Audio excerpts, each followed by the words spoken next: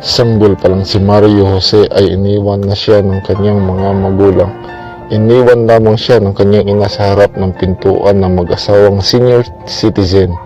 Hindi siya kayang buhayin ng kanyang ina dahil na din sa hirap ng buhay, at bukod pa doon ay walang nakakaalam ni isa sa mga kamag-anak ng kanyang ina na buntis ito, sapagkat siya lamang ang inaasahan sa pamilya at ayaw niyang biguin ang mga ito.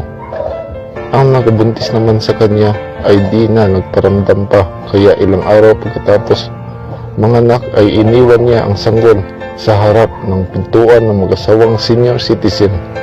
Pagkatapos iwan ng babae ang sanggol ay tinupad na nito ang pangarap na makapagtrabaho abroad. Samantala, hindi alam ng mag-asawa kung sino ang umiwan ng sanggol sa harap kanilang pintuan, kaya nagpasya silang ampunin at palakihin ang sanggol at pangalanan nila itong Mario Jose. Kahit mahirap lamang ang mag-asawa ay napalaki nila ng maayos si Mario Jose. Lumaki itong mabait at masunurin na bata. Mahal na mahal nila si Mario Jose at ganun din ito sa kanila. Ngunit isang araw ay nagbago bigla ang takbo ng buhay ni Mario Jose. Umuwi ang dalawa sa mga anak ng mag-asawa mula abroad. Ayaw ng mga anak nito na may ibang tao sa bahay, lalo na sa mga taong hindi nila alam kung saan nanggaling. Mainit ang kanilang dugo kay Mario Jose. Hindi nila ito itinuring na kapatid. Parang houseboy o katulong na lamang siya sa tahanan kung saan siya lumaki. Dahil di na niya kaya ang mga trato sa kanya ng mga anak ng mag-asawa, ay nagpasya si Mario Jose na lisanin ang tahanan kung saan siya lumaki. Di niya pinaalam sa kinalakihan niyang mga magulang ang kanyang desisyon, sapagkat ayaw niyang maging dahilan ito para mag-away ang mag-anak. Ayaw man niyang lisanin ang tahanan na iyon ay wala siyang magawa, sapagkat di niya matiis ang trato sa kanya ng mga anak ng mag-asawa. Nagkasugat-sugat na ang kanyang katawan dahil sa mga palo na kanyang nakukuha dahil lamang sa kunting pagkakamali niya.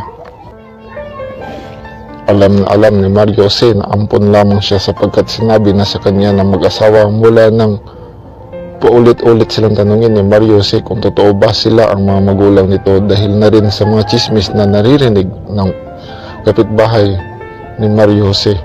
Samantala, nagpalabay-labay na lang si Mario Jose sa lansangan, nangangalakal ng bote at bakal at minsan namamalimos din para lang mabuhay sa pang-araw-araw. Minsan hinihingi niya ang tira-tira sa mga kalenderya at pistawan na nadadaanan niya para lang may makain. Dahil may pangarap siya sa buhay, ay pinag-aral niya ang kanyang sarili sa pamamagitan ng pangangalakal gamit ang kanyang kariton na binuo. Nakatapos siya ng elementarya at high school, at isa siya sa mga top students mula elementarya at high school.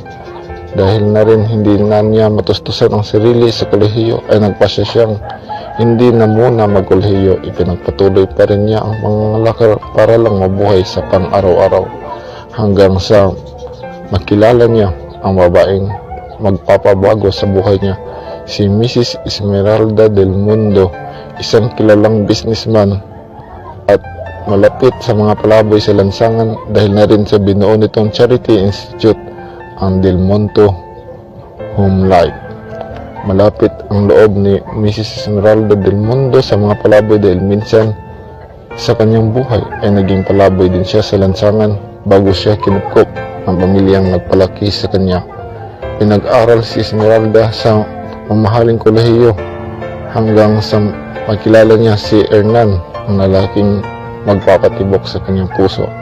Nung una ay masaya ang kanilang pag-iibigan, ngunit nung nalaman nitong si Hernan na buntis si Esmeralda dahil may nangyari sa kanila, ay di na nagpagkita si Hernan. Si Hernan nagkaklase ni Esmeralda, ngunit nalaman niyang lumipat na ito ng paralan. Dahil na rin ayaw niyang biguin ang pamilyang kumupot sa kanya, at siguradong magagalit din ang mga ito pag nalaman nilang buntis siya, ay inilihim niya ang pagbubuntis nito. Nag-aral pa din siya kahit buntis siya, hanggang sa maipanganak niya ang bata ay di pa rin nalaman ng pamilyang kumupot sa kanya ang bata, at siguro si Esmeralda na mananatiling lihim ang kanyang pagbubuntis hanggang sa panganganak, dahil Malayo ang lungsod ng Buenos Buelos sa bayan ng Buela del Norte.